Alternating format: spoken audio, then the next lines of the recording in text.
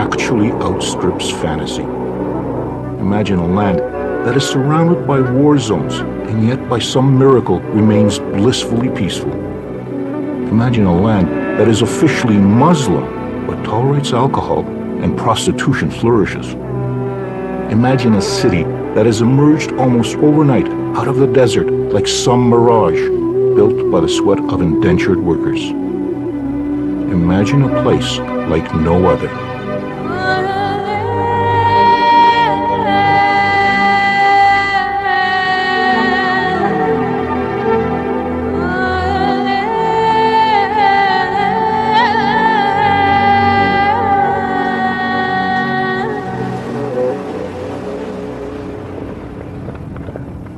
It's unusually quiet this morning at the old Camel racetrack in Dubai.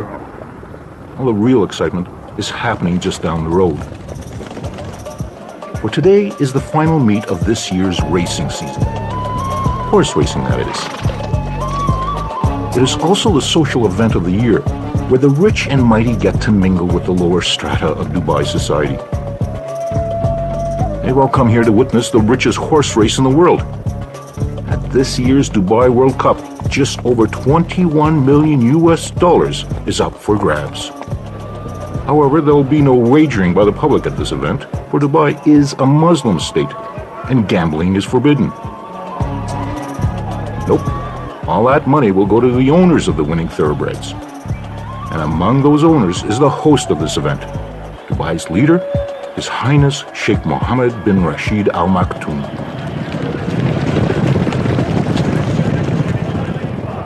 Sheikh Mohammed is arguably the biggest gambler here today. He's betting that his vision of Dubai as the center for a 21st century Arabian Renaissance will prove to be a winner. Sheikh Mohammed came and said this is now a time for Dubai to go global, to surpass its locality and the region and try to reach to the furthest possible point in the globe. To help fulfill his vision, Sheikh Mohammed turns to the male members of his ruling Maktoum family. They help run what is known as Dubai Inc. For Dubai functions like a family business, but a family business whose CEO is not afraid to take risks. A stunning example of Sheikh Mohammed's risk-taking juts out of the Arabian Gulf. There was an idea to put a hotel on land. And His Highness said, no, we want something dramatic, something inspiring coming right out of the sea. So we would build our own island and we would build a hotel on the Burj Al Arab island. Burj Al Arab, Arabic for the Arabian Tower, is linked to the mainland by a closely guarded causeway, one way to keep gawking tourists from this many-splendored edifice described by the media as the only 7-star hotel in the world. The market called it 7-star. There may not be a 7-star hotel, but I would certainly claim that it is the most luxurious hotel in the world. Burj Al Arab, with its gold leaf, marble, satin, and crystal, oozes over-the-top opulence. Almost the height of the Empire State Building, it is also an engineering wonder, with a Teflon-coated veneer shaped like a sail. At this hotel, there are no rooms to rent, only double-floor suites, a mere 202 of them, with rates starting in the low thousands.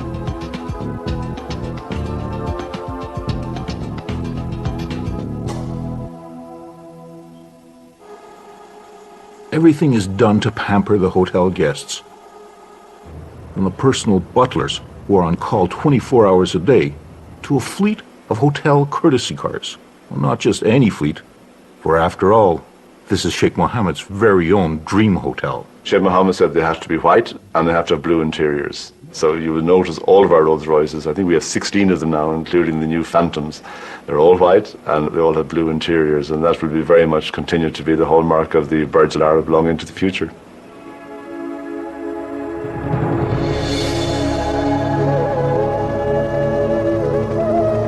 Arriving or departing guests who would rather avoid being stuck in the world-class traffic jams of Dubai can opt for an alternate means of transportation.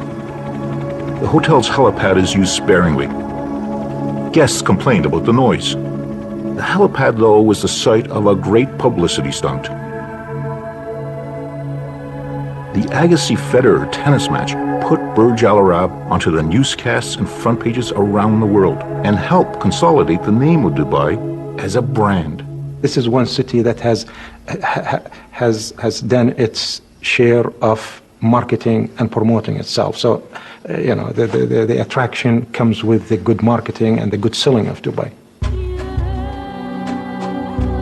Dubai's biggest promoter and ruler, Sheikh Mohammed bin Rashid Al Maktoum, is the latest in a line of the Maktoum family who've reigned over this place. The Maktoums first arrived at this tiny port town more than a century and a half ago, and through most of that reign, there wasn't much about Dubai worth promoting. Well, going back into history to the 1950s, the place was radically different from what it is right now. It was just a simple city of no importance at all. And when you talk about poverty, then you could smell and you could see and you could sense that people were really in subsistence, and there was hardly anybody who was educated at the time. My father never had any formal education. He didn't know how to read or write. This was a town of no distinction, a desultory home to traders and pearl divers, with the occasional pirate or smuggler taking refuge along the shores of its creek. And then in the mid-1960s, a small reserve of oil was discovered in Dubai, paltry in comparison to those of its neighbors in Abu Dhabi or Saudi Arabia, but big enough that Dubai's leaders saw a chance to transform his desert land. Sheikh Rashid was the founding father of modern Dubai. He was a businessman, he focused on economics, and this is where Dubai is different. It has a focus. Economic is the focus of Dubai. Sheikh Rashid started modernizing the city. New roads and buildings sprung up, and a brand new harbor down the coast was created. When it opened, it was the biggest man-made port in the world and gave Dubai its first entry into the record books. In the early 1970s, Dubai joined with 6 surrounding emirates and formed a state called the United Arab Emirates. Of the group, Abu Dhabi might have had the most oil, but Dubai had the drive and ambition. By the 70s, Dubai saw a flood of foreigners turn a sleepy town into an instant city. These early expatriates, or expats as they are known, came mostly from South Asia and surrounding countries like Iran and Iraq. They and all the other expats are here because in this tax-free port city, they see that they can make some real money. So this is a transient place like any ports in the world is. Port cities usually are cities that bring in people on a temporary basis, and after they make it, they go back to their own country. So we expect many of these Asian, European, American, Arabs, whatever nationalities they come from, they come in here. Some decide to stay longer and some, cut their visits, but on the whole, they are not meant to be here indefinitely.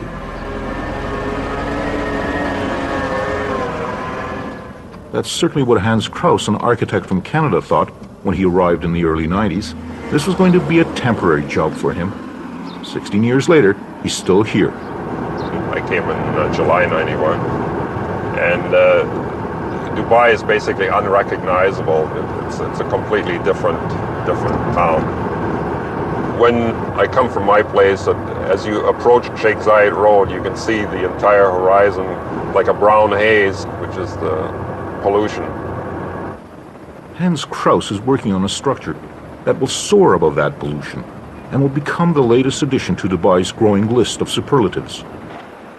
When finished, the Burj Dubai, a hotel, office, and residential complex, will lay claim to the title of the tallest building in the world. The pace of construction is amazing. Close to 6,000 men work round-the-clock shifts at the tower, which rises 2 floors in a week. By the summer of 2007, it had already surpassed Toronto's CN Tower as the world's tallest freestanding structure.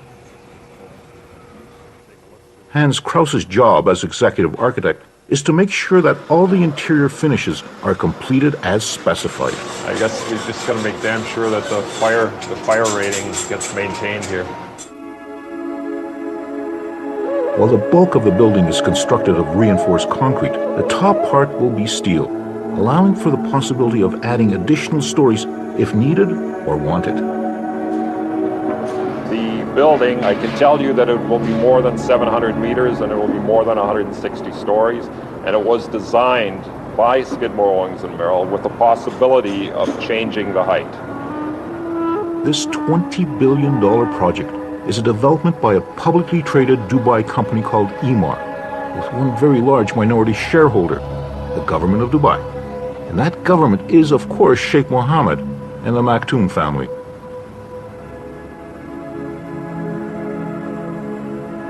Even before the first level of the Burj Dubai was completed, virtually all the apartment units were sold out in 2 evenings. Investors wanted to buy three, which Emaar did not permit. Investors were limited to maximum 2 floors. And I believe like a 2-bedroom apartment, I'm not sure what the going rate is. I'm sure it's got to be $1.5 million somewhere in there. Emaar, not satisfied with just having the tallest building in the world, has gone after another record, the world's biggest mall. Dubai Mall, a 12 million square foot monster, will dwarf the 30-odd malls already in business in Dubai, including the city's current favorite, the iconic Mall of the Emirates.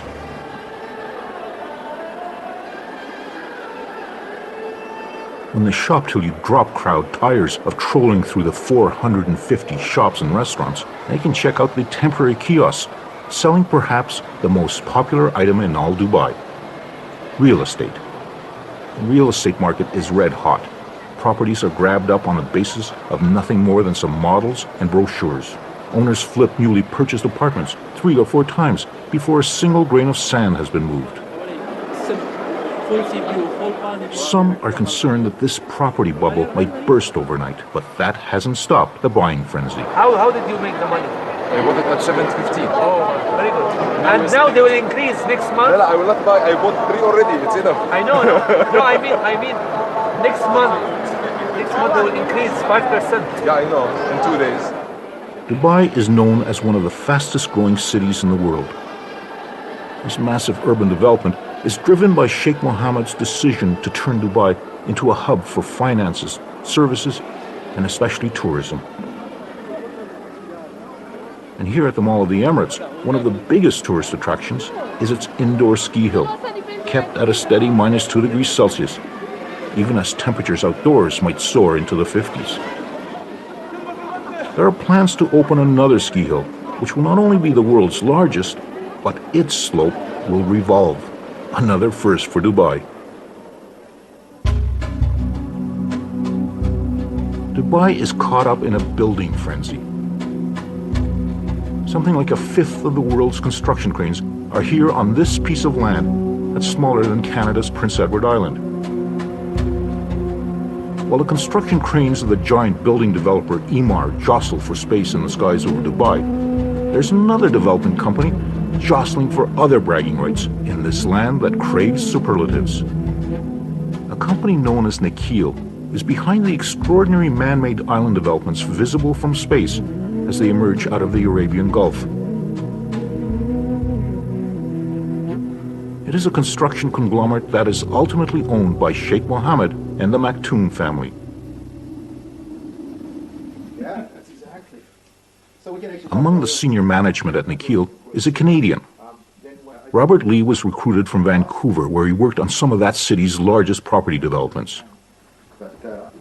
The biggest difference that anybody goes through when they first come here is a sense of timing.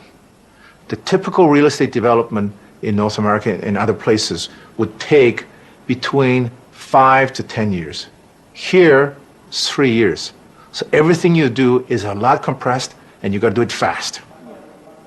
As quickly as building plans are announced, they are gobbled up by voracious buyers, eager to indulge in Dubai's real estate banquet. And by far the most coveted properties are those that have some view of the sea. If you look at Dubai from one end to the other end, it's about 65 kilometers of shoreline. That's it. So the mandate was to create additional beachfront land because water is considered life. So we have this. In the beginning, we actually created island like this. I was like, hey, this looks great.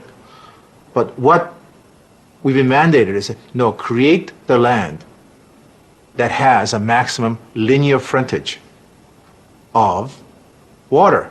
So do it this way. So doing this way, you actually create waterfront real estate that's much greater than anything you can imagine. Sheikh Mohammed was behind the plan to move desert rock and sand to the sea.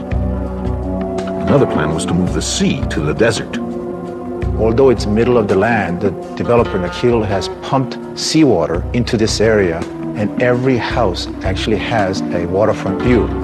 One of those houses with a waterfront view belongs to Robert Lee. When this house was first marketed, this was just nothing but desert, and it was marketed about $700,000. We're sitting on a quarter acre. House is about 5,000 square feet, so it's considered estate lot. Now it's about $2.5 million in 3 years. 27. So what's so cold about it? I think there is a overriding feeling from people who are coming here and saying this is just a temporary place. I am here just to make money, 2, 3, 4, 5 years, and I'm going to be out of here. When my bank account reaches a certain level, that's it, I'm back. For many expats, Dubai is like some kind of economic oasis, a place to stop briefly, replenish the bank account, and then move on. Sometimes I feel somewhat lonely and then think about our families in Vancouver. So my heart is always in Vancouver. I really want to go back. Yeah. That's why we go back every summer. I really want to go back for good. Yeah. My time is numbered.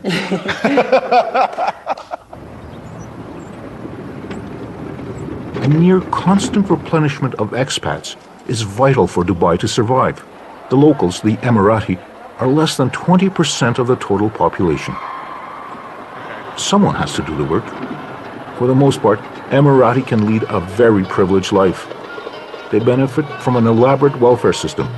If they want to, they can have free education right through postgraduate school, subsidized housing, incentives to marry a fellow national, and the opportunity to get government jobs.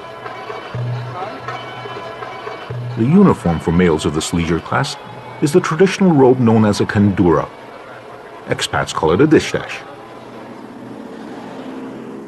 Today, some 30 Emirati have set aside their kanduras and put on the uniform of a cadet pilot at Emirates Airline.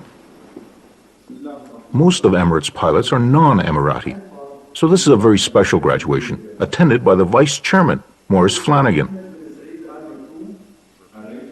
and the Chairman, Sheikh Ahmed. He's also the uncle to Sheikh Mohammed. They were both there at the very beginning of what has become today the fastest growing airline in the world. It was in 1985 when Sheikh Mohammed decided Dubai needed an airline. He gave $10 million to start the airline and said, don't come back for any more. And don't expect any of that protection against competition because that's not what we do in Dubai. The open skies policy will stay. He was so wise. But his best gift to the airline was to appoint Sheikh Ahmed, who was only 25 at the time, as chairman. You know, I have a boss actually who always tell me, if you wake up in the morning, things will be positive, then the whole day will be positive. So actually, we do get a lot of encouragement from him to go ahead. He always said people sometimes can make mistakes. We always calculate risk. They've helped turn Emirates Airline into a major player in the aviation world. It has on order more new Airbuses and long-haul Boeing planes than any other airline. It's a Maktoum family business, which makes it rather special. It's got to be good, look good, and make money. Dubai has become virtually overnight a mecca for tourists, even though it is situated at the edge of a variety of war zones. Attracted by the beaches and various Disney-esque entertainments, Dubai's biggest draw remains shopping. Even the airport terminal is turned into a shopping emporium where kitschy Middle East knickknacks compete with kilo bars of gold for the tourist dollar. And expectations are that by the year 2010, 15 million tourists will come to Dubai. Strategically located, it's also becoming a major link to the booming Asian and South Asian markets. We're trying to make Dubai the hub for the region. We are courageous to do things here in Dubai on such a big scale. When we announce it, it makes the news in the rest of the world. The latest news is that out in the desert, Dubai is building not only the world's largest airport, but also potentially the world's busiest. Eventually, it will accommodate something like 145 million passengers a year. People say, you don't talk about airports more than 100 million a year. We talk about this stuff in Dubai. we know that it's made to work in Dubai. As the sand is moved to create another gargantuan project, destined for the record books, there is one record that Dubai can be less than proud of. Wherever another of Dubai's monumental projects pops up, they are there. They are the muscle that pours the concrete, moves the sand, ties the steel rods. They are the manual laborers who are behind the construction boom of Dubai. They come from India, Pakistan, Sri Lanka, Bangladesh, and China. There's almost 1 million of them, and they're here for one reason only. They're trying to earn more money.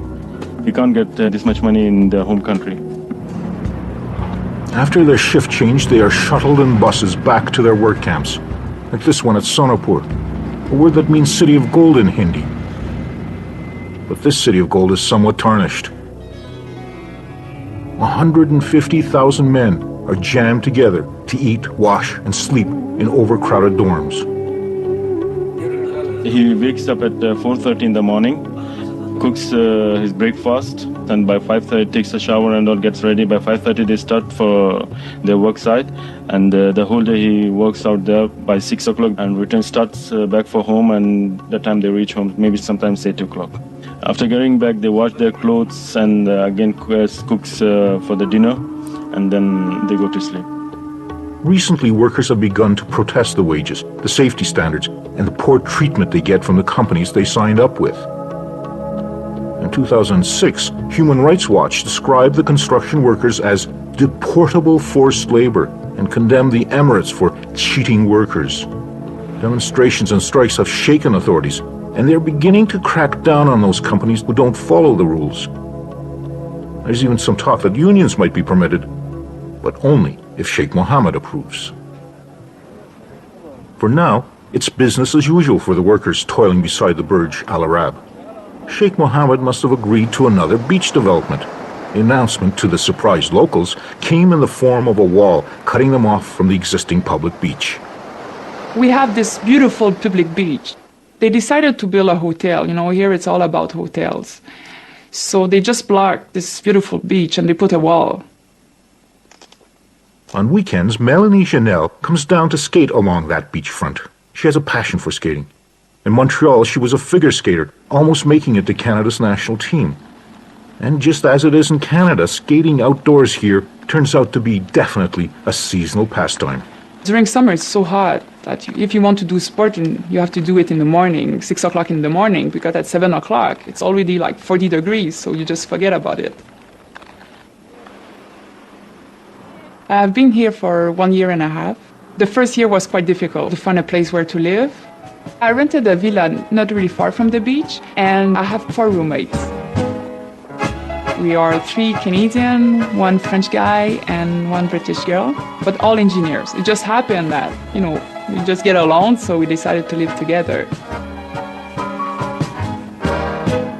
Melanie works as an engineer, debugging computer glitches connected to piloting helicopters. It often requires some hands-on testing. When I want to test my system or the new fix I did, I need to fly it. So that's the reason with a bit of practice, and I learn a bit by myself. I never flew in a real helicopter, never. Maybe one day.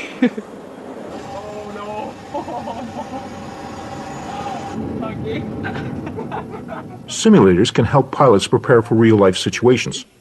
But there's no simulator that prepares expats for the realities of the Great Divide between them and the local Emirati. At my work, there's no Emirati. Yeah, there's just no opportunity to meet them. The culture is different. Yeah, they are different. Adding to the cultural divide is a slew of local rules expats are expected to know and follow.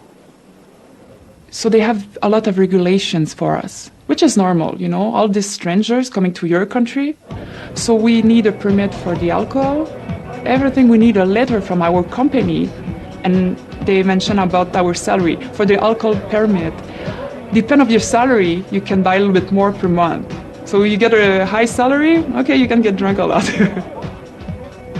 But this is also a land which has Sharia law. And it's not just Muslim women's rights that are affected.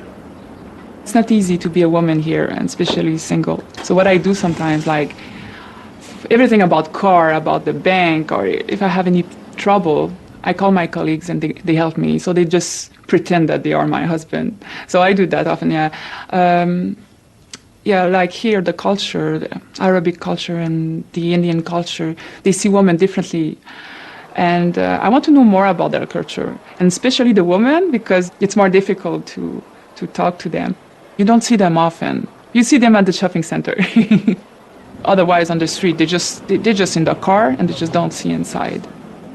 We have to understand, like, we are in a Muslim country, so, but it's okay. At the home of Alia Al-Shamsi, it's not uncommon to find her in the traditional Dubai black gown known as an abaya.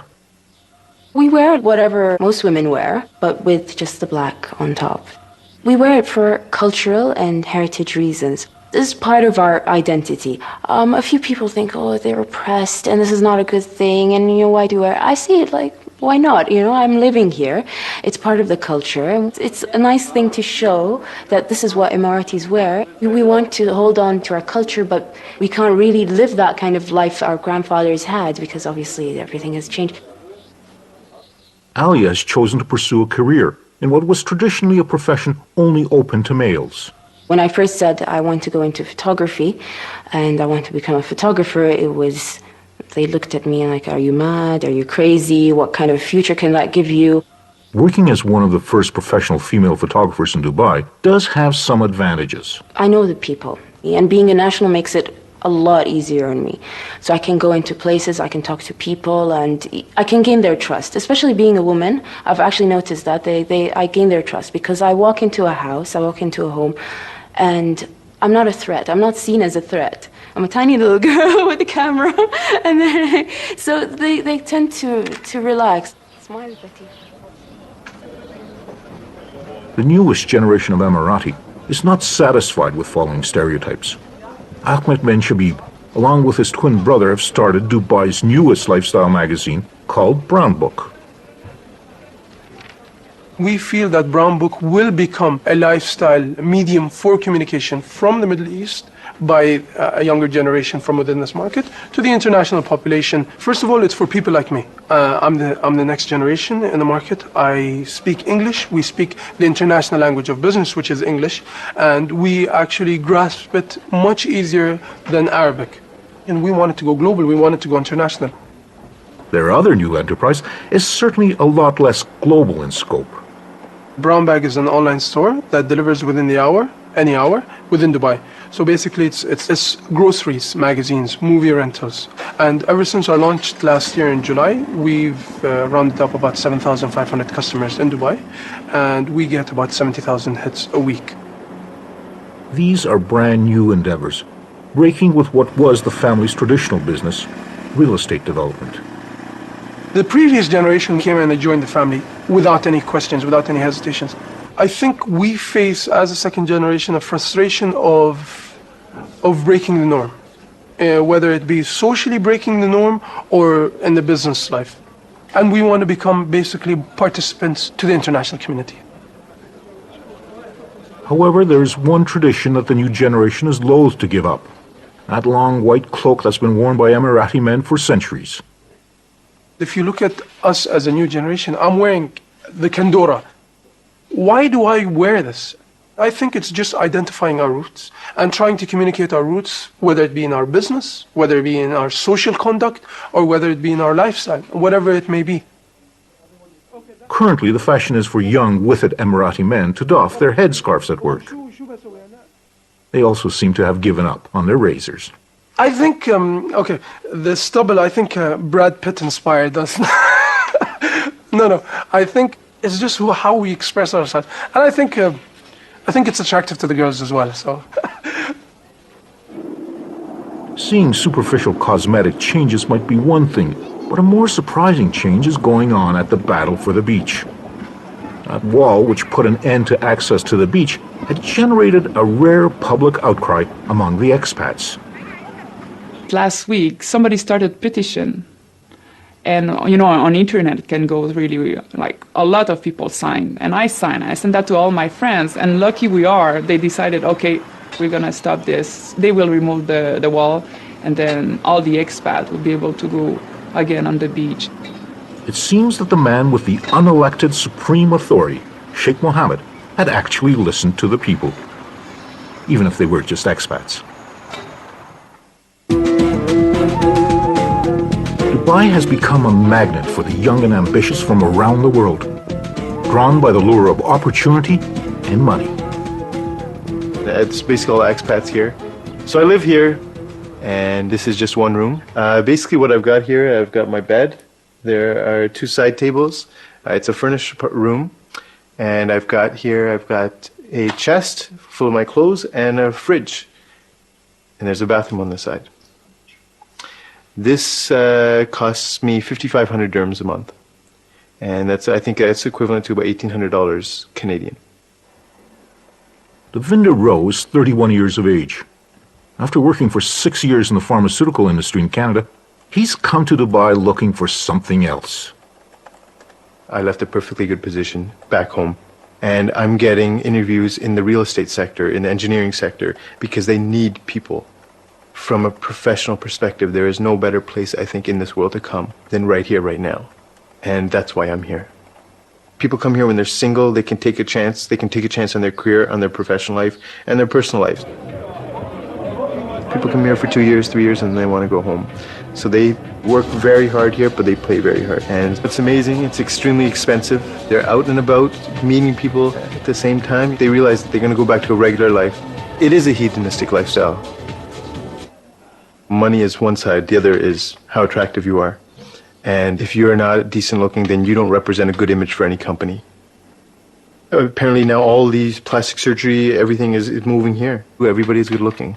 You go out to the bars and everything, everybody's fit because people are so conscious of what they look like. I find everybody is attractive, except me.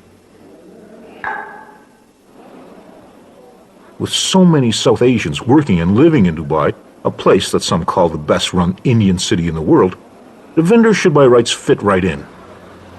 I'm visibly Indian, visibly Sikh. People treat you a different way. You go into the shopping malls, you go into the stores, and you're always the second to be attended to. If there's a local in the area, then they're always the first to be, helped.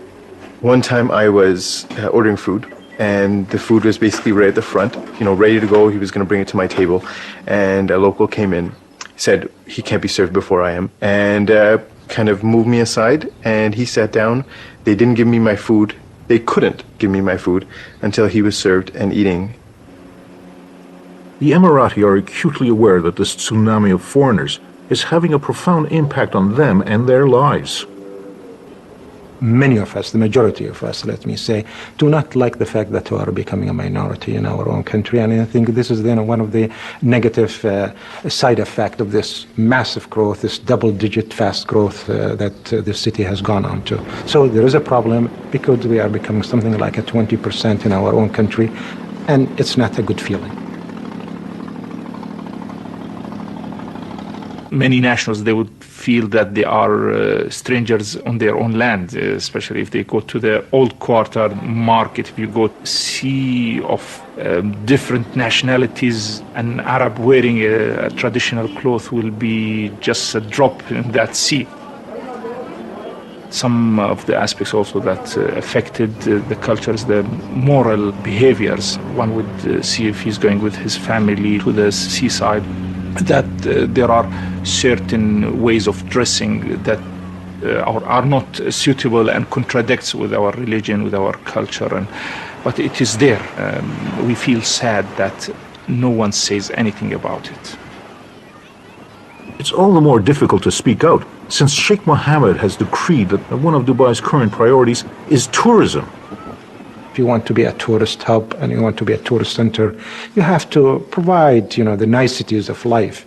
And I think that's just part of it. Anywhere you go, Dubai or London or any big cities, there are, nightlives and there are good lives and there are, it's the soft side of life. And you have to, to attend to that too.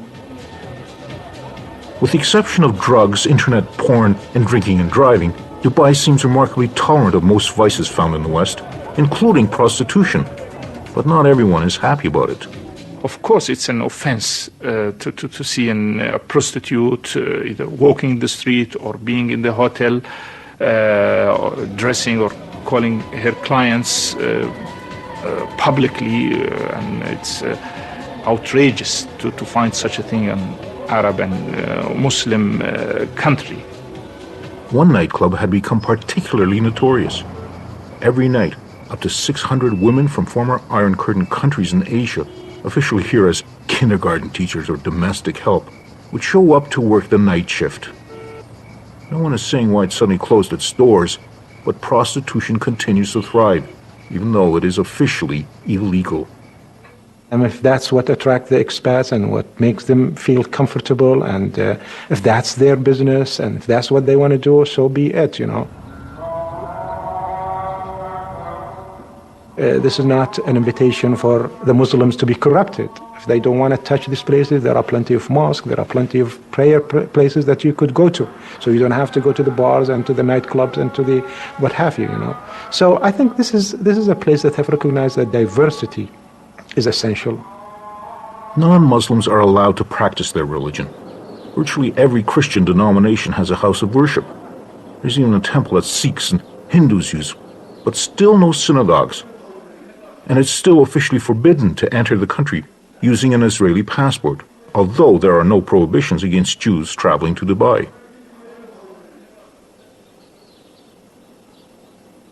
This is also an experiment in social tolerance.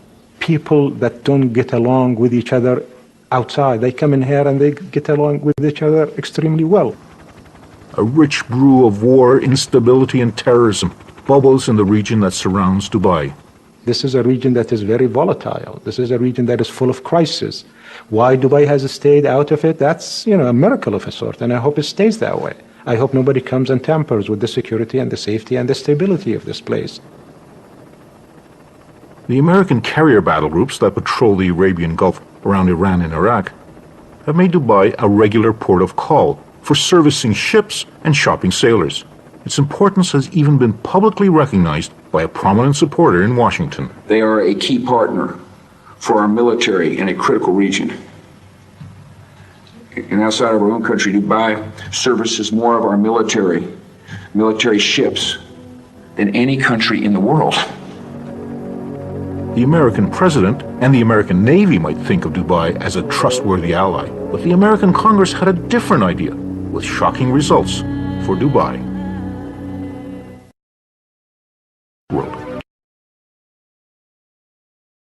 Deal.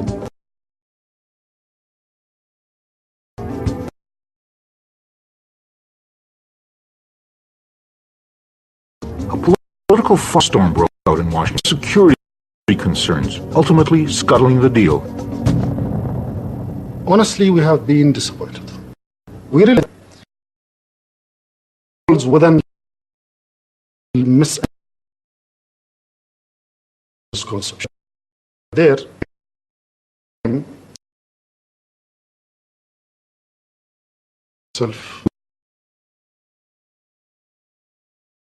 West.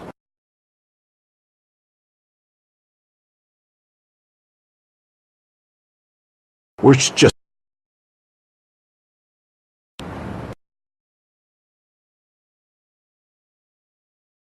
office here.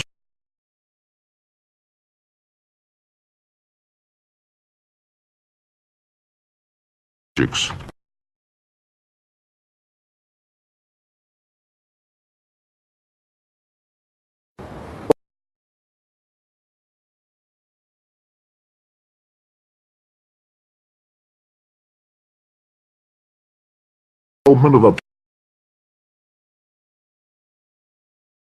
For us,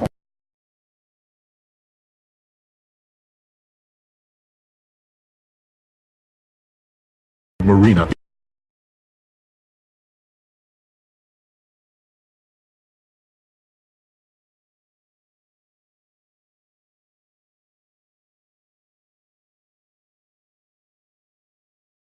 Begin with.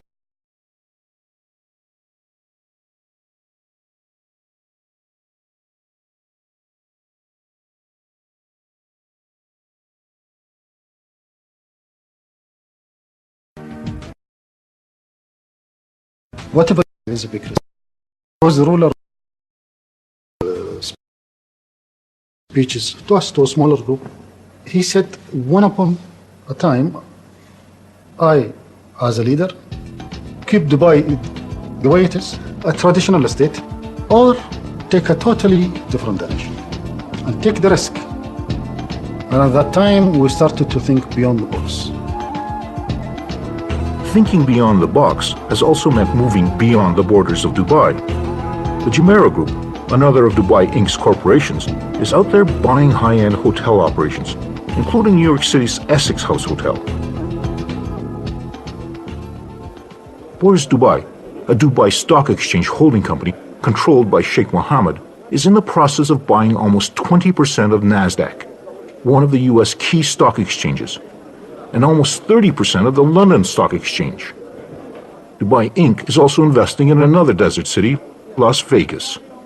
It is trying to make a point for itself and for everybody else that we could build probably the first ever non-oil economy in this region that is primarily an oil-oriented region.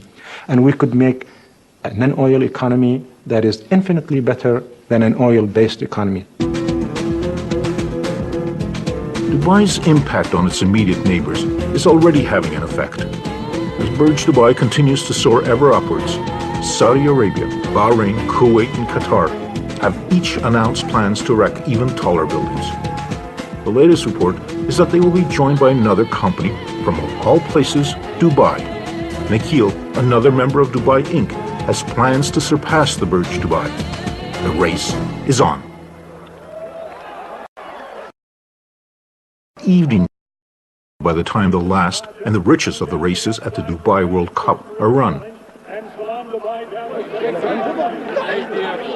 Some of the thoroughbreds' owners are vying for prize money bigger than any in the racing world.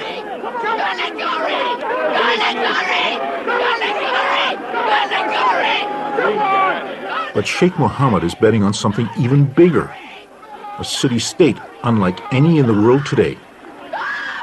I think this is the kind of tolerant, modern, acceptable Islam that prevails in here.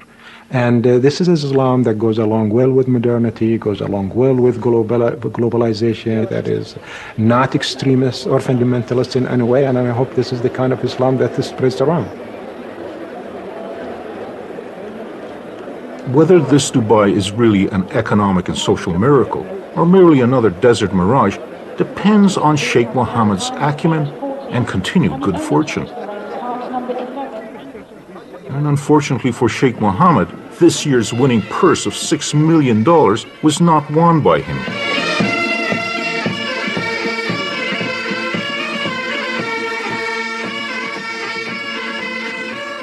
However, the money will stay in Dubai, for tonight's big winner just happens to be Sheikh Mohammed's brother. One way or another, Dubai Inc. looks like it's still on a winning streak.